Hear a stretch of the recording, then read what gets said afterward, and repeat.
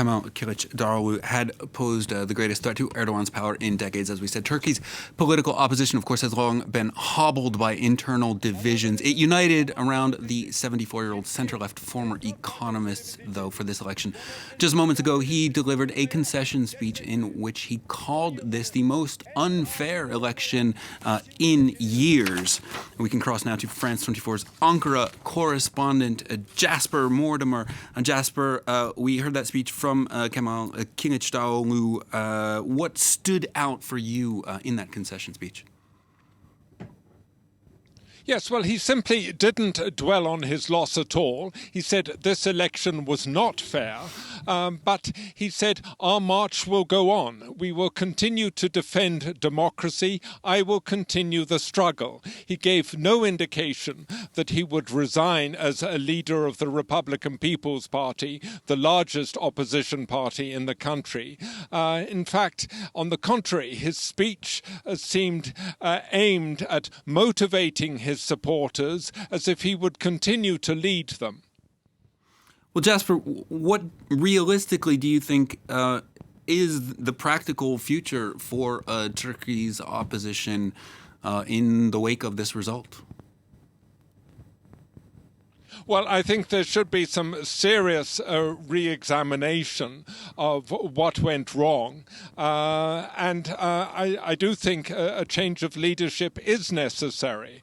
There was a lot of talk before the election that either the mayor of Ankara, Mansur Yavaş, or the mayor of Istanbul, Ekrem İmamoğlu, would have been a better candidate than Kemal Kilicdaroglu. I'm not sure that those suggestions were right.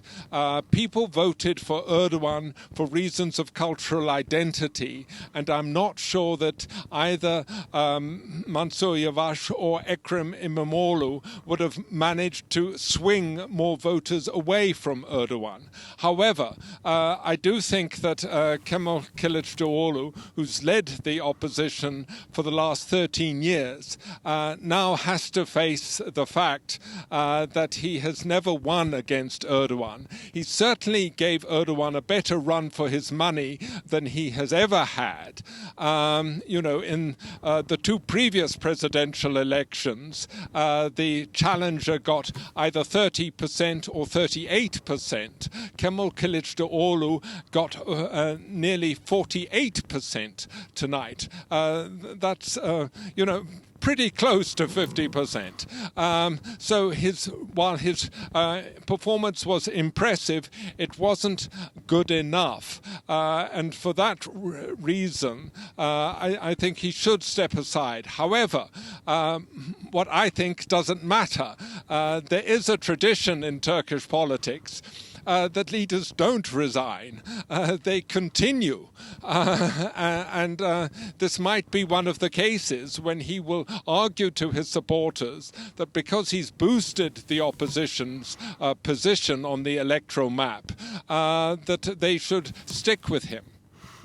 Indeed, and of course, Kilicdaroglu, in that concession speech, not referring too much to his actual defeat. We have an excerpt of that speech that we can take a listen to now, actually. The people of Turkey came forward and said that they don't want to have a government that is a form of autocracy. And with all the components of our national alliance, we fought against that on multiple fronts. And we will continue to fight for democracy until our nation has true democracy, because the current government is not sufficient for what our people need. And there are greater challenges that await us. And to tackle those challenges in the future, we will be there. We will be there to fight against them. Jasper, we alluded earlier to Kilicdaroglu's rightward turn in between the two elections, in which he started to focus especially on immigration in a bid to try to siphon off some of those nationalist voters from Erdogan. How do you think that played out for him? Obviously, it wasn't enough to bring in victory, but was it a good move or no?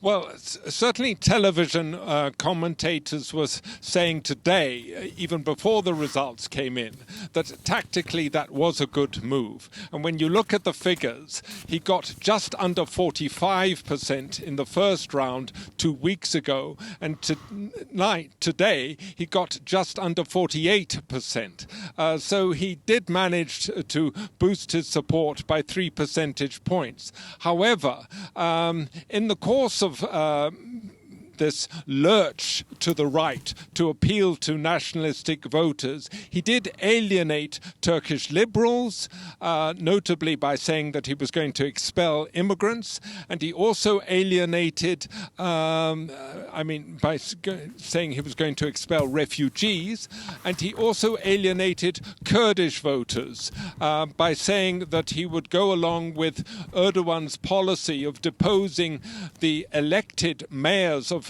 Kurdish towns if it can be proved that they have ties to the PKK, and that's always a very dubious allegation. It has been reported today that Kurds did stay away from polling stations in the southeast of the country, and it is assumed that that was a reaction to Kemal Kilicdaroglu's lurch to the right. So while he might have won some votes, he certainly alienated a lot of people. It wasn't a costless turn for him.